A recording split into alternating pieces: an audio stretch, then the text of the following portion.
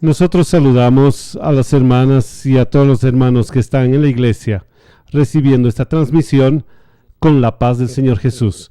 Nosotros estamos aquí para transmitir el culto de señoras de nuestras hermanas, una pequeña ayuda, una pequeña orientación relacionado al asunto nuestro de la reunión de hoy. Este tema que está aquí relacionado con la pregunta que fue publicado como parte del tema de la última escuela bíblica dominical. En la escuela bíblica fue una de las preguntas abordadas allí para que las hermanas puedan utilizar en el culto de señoras como el tema para esta noche. La pregunta es la siguiente. La pregunta número 2 de la última escuela bíblica dominical. En su entendimiento, ¿cuál es la unión profética que se estableció con la reforma religiosa del siglo XVI a partir del Pentecostés? Entonces, esta unión, ligación profética que se estableció con la reforma del siglo XVI. Esto a partir del Pentecostés. O sea, ¿cuál es su entendimiento? ¿Cuál es el entendimiento de las hermanas respecto de este asunto hoy en la reunión? Y ofrecemos aquí una pequeña información para que pueda facilitar el estudio de las hermanas, lo que no tomaremos mucho tiempo de las hermanas de su reunión.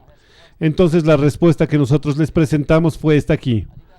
La unión profética existente entre el inicio de la iglesia y el periodo de la reforma, a pesar de toda la oposición y muerte sufrida por la iglesia, la palabra prevaleció como base de la doctrina reformada, o sea que en el siglo XVI y continuará prevaleciendo.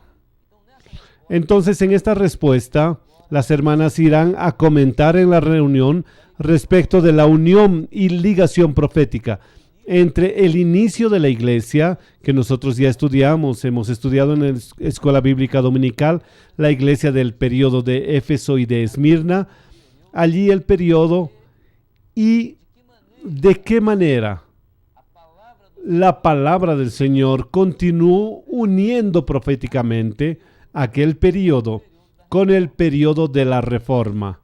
Es esto, a pesar de toda la oposición y muerte. La oposición marcó bastante en el periodo de Éfeso, como estudiamos en la escuela bíblica, y la muerte en el periodo profético llamado de Esmirna. Entonces, a pesar de toda esta oposición y muerte sufrida por la iglesia, es que esta ligación profética, la unión profética, la palabra prevaleció como base de la doctrina reformada del siglo XVI y continuará prevaleciendo. ¿Qué es lo que significa esto?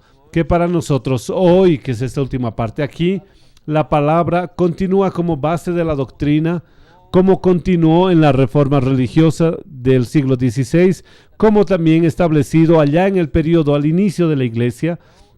Entonces, la palabra revelada del Espíritu Santo es que fue la base de todo esto para mantener esta unión profética.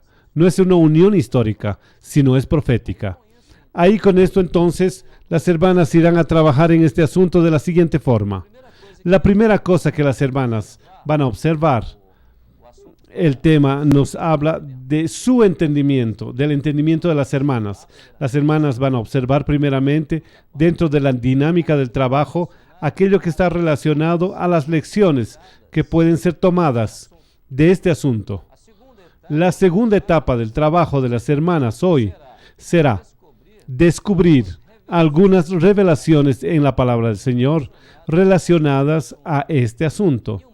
Y una tercera etapa de la reunión, la etapa final, es cómo aplicar en la práctica, en un sentido práctico, en nuestra vida espiritual, estas lecciones aprendidas respecto a este asunto. Entonces nosotros tenemos un trabajo muy grande de enseñanza para hoy. Las hermanas podrán hablar, descubrir más todavía, porque la pregunta dice de su entendimiento.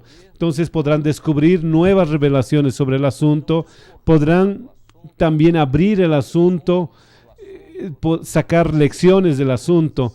La iglesia que enfrentó la oposición, los tres tipos de tierra donde se puso la semilla, la cizaña que se puso para intentar matar el trigo prevaleció, o sea, la palabra prevaleció. La tierra buena también dio frutos, 1 a 100, 1 a 60 y 1 a 30.